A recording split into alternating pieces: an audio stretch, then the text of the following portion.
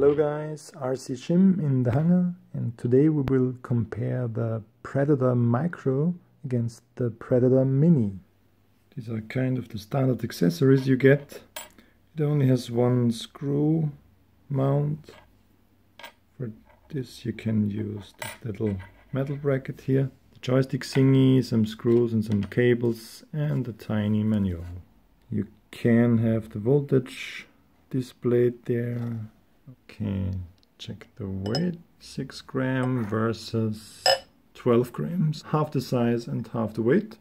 This already shows we don't deal with much of latency here.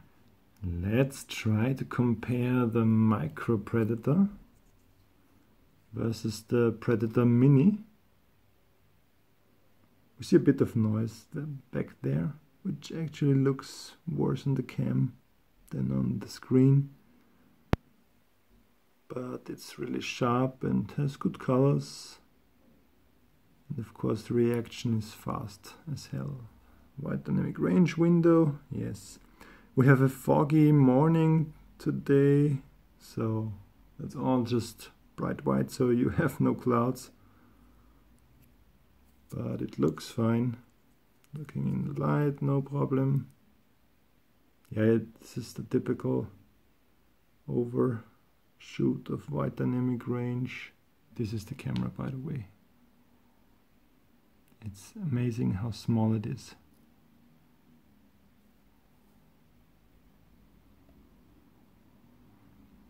See, the connector is a standard connector.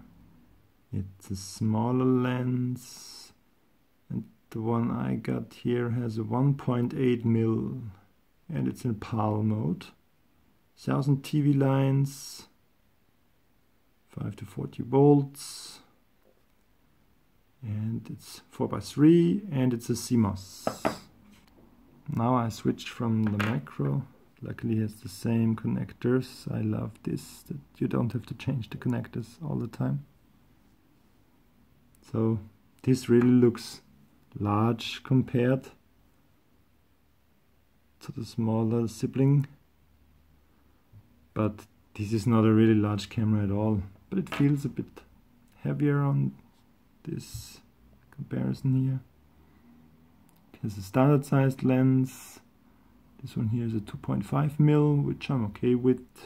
I already did, of course, an extensive test of the Foxeer Mini here. Check out the link, which I will place here. So let's compare the image. We also have this noise in the dark areas. Good color. Good wide dynamic range. Dark shim, no problem looking in the light. Yeah, it's really difficult for me to see the difference. I will try to capture this kind of image here on my USB grabber and have still frame side by side now for you, so you can decide if the bigger Predator really looks better. So this will be a trade-off, I guess, but not much of a trade-off, which is amazing.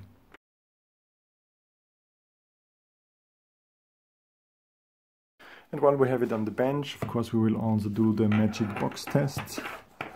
In the magic box I have a LED light. The camera will be in complete or almost complete darkness. And by switching on, I will drastically change the image on the monitor. This drastic change is captured by this photodiode. I have this photodiode as the yellow channel, and I have the power switch as the red line here. This enables me to measure latency quite good. In this case now I have 11.6 milliseconds. Switching off, switching on. This is a good example where it starts to rise at, let's say, 5 milliseconds. We really have to take the shortest measurement we get and not the average, because from switching on to actually seeing the difference, we have this random factor of 20 milliseconds, which is the PAL frame and not the camera's fault. So how fast the camera is. You see it here with the minimum switch on time. This is 22. So if my theory is correct, I should never get a maximum that's higher than, let's say, 24 or 25 milliseconds. Yeah, 22.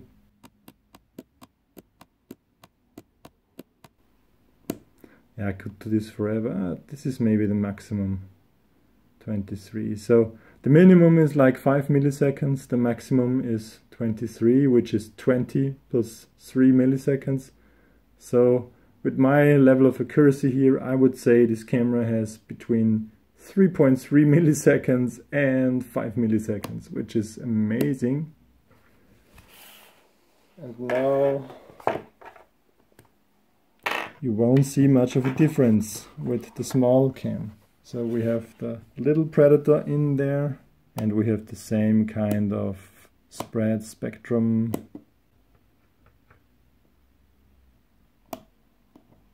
Let's see if we get minima and maxima.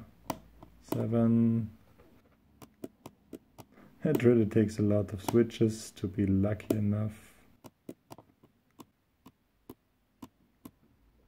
The small Predator is fast as well, fast as hell.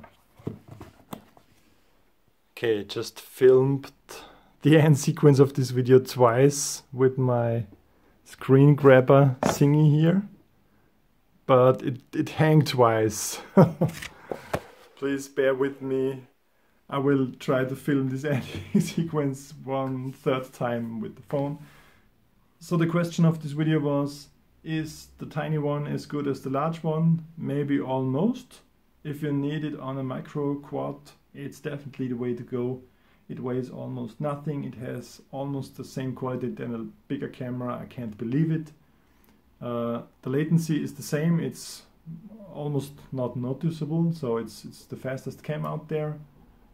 The quality, the options, everything is fine. As always, I want to point out I got this Foxeer Predator Micro sent from Foxeer directly for free for this review, but I have no affiliate link, so if you buy it I won't get any extra money, so I'm not their salesperson. But if I think a product is good, I like to advertise for it, and this definitely is good. I will hopefully get a new micro quad soon where I can place this. If you want to use an FPV cam on something larger than like 200 or 50 or 250 size, go with the larger one, because yeah, it feels more sturdy, it has more lens options. Hope you liked this review. If so, please leave a thumbs up. Try to share my videos all over, for example RC groups, Facebook, wherever you like to. On the last video I actually was surprised that my fellow viewers already shared my videos, so that's a nice effect. Thanks for this. Subscribe if you haven't, because I try to make good videos each week and you don't want to miss one. Yeah, leave a comment, and if you have questions, ask me them in the comments. So thanks for watching. Till the next video. Bye.